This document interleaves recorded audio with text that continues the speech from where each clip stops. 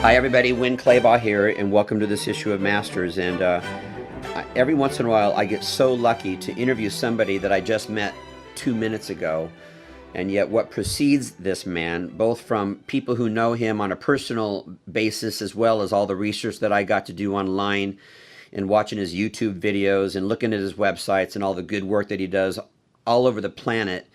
I can't tell you how excited I'm sitting here right now with Tim Storey. So, Tim, welcome to Masters. It is good to be part of Masters today and talk about great thoughts that will change people's lives.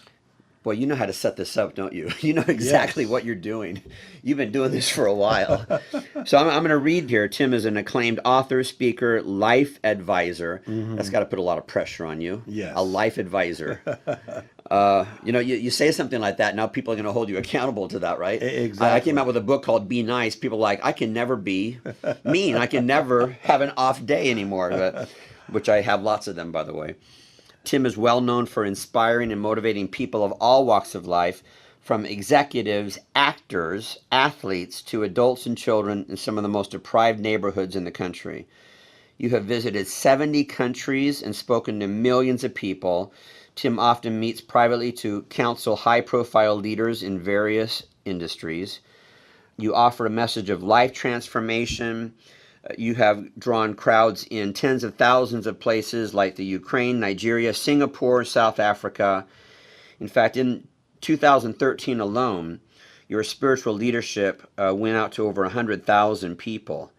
And I like this, what it says. You're not just concerned with motivating and inspiring, but you're passionate about taking people to new levels of clarity and passion. Yes. And there's other things in your bio that I'm going to address later as we kind of get into some of the questions on this. But I just also want to share, get this, from Quincy Jones. And we all know who Quincy Jones is, an incredible producer, Michael Jackson being one of the incredible singers that he produced.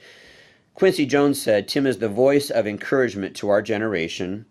Lee Iacocca said, Tim Storey is an energetic man with both wit and wisdom. His information and insight makes life's journey a little bit easier. And then from Dwayne Dog Chapman, I have personally witnessed Tim Storey's incredible skills and will continue to put my soul in his hands. Put my soul in his hands. Wow. Tell us your story. I mean, to have all of this experience and the Yeah. knowledge and education to bring you to becoming a life coach. How does one get Well, there? Win, first of all, good to be with you. I've done my research on you too. Not only are you in good shape physically, but you care about people. What happened with me is that I was born in Linwood, Compton, California. Okay. And we struggled. We struggled. At one point, we had 7 people in a 2-bedroom house that's called Too Small, and 7 people in a Volkswagen Bug. And I remember what cramped felt like. Cramped did not feel good because there were times they'd put me in the back of the Volkswagen. So my life was cramped. My family was cramped. And when I was about 7 years of age, my parents went to Las Vegas and they needed somewhere to put all the kids. So some of my brothers and sisters went to the relatives, but I went to a family called the Gibsons. Okay. And the Gibsons were very orderly. Mrs. Gibson was like, from the Brady Bunch. It was a white lady.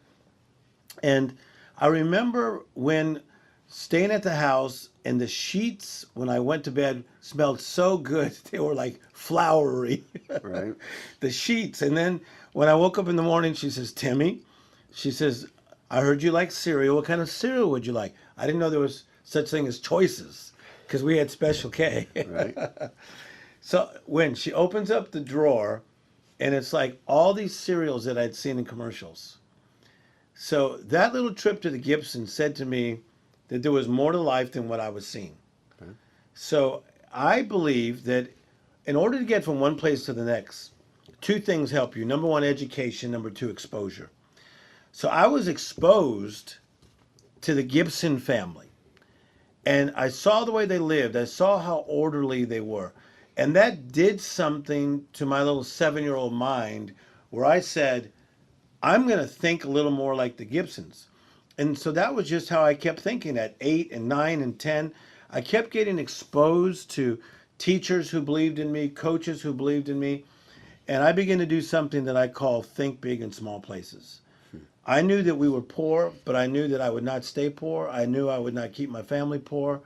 And I decided to do something big in life. It was a choice, and that choice came true. Now, at what point, once you had the big picture to Yes. think big in small places, and you had this exposure to there's something more than what I was currently experiencing, did it then line up for you of what it would take in order to get there? Because some people they think big in small places, Right. but they're not willing to do what they need to do. They're not willing to put in the work or the time or the effort or the Exactly. education or whatever it's going to take. So when did that line up for you? So what you have is you have, as you're saying, you have the exposure. So we're exposed to something different, broader, bigger than what we've seen before.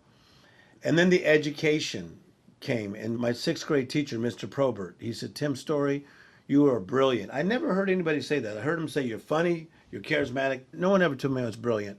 So I bought into what he said. And he had me start reading some special books. Reading books about different people, different artists, biography about Michelangelo. So I started reading these books and educating myself. But it was a coach. It was a coach because you work out, so maybe you've had trainers. I had a coach, I had a Little League coach, Ron Trejo, when I was 10 years of age, and he taught me to take discipline to a whole nother level. He taught me to show up early. He taught me to swing the bat a certain way, baseball glove, keep it down on the ground, and really taught me the education and the discipline in order to execute a plan. So you're right. You have to have exposure, education, but you have to have the discipline to manifest the plan. Do you find that a lot of people aren't willing to put in that kind of work? And well, actually, if they were all willing to put in the work, then you wouldn't have a job. That's exactly true. There's a scripture in the Bible that says, he who works his land shall have an abundance of food, but whoever chases fantasies lacks judgment. And I find that most people chase fantasies. A fantasy is something conjured up with no solid foundation. So maybe they see a commercial and they say, ooh, I want what that person has. Or they run into you at a seminar and they say, wow, I Google searched him. It looks like he's doing pretty doggone well. But they don't understand the hard work in working your land. So he who works his land, what's your land, Tim Storey? Your land is what's in front of you. If you're in the seventh grade, work your seventh grade land. If you're a single mother, work your single mother land, right? If you're a father, work your land. If you're a husband, work your land.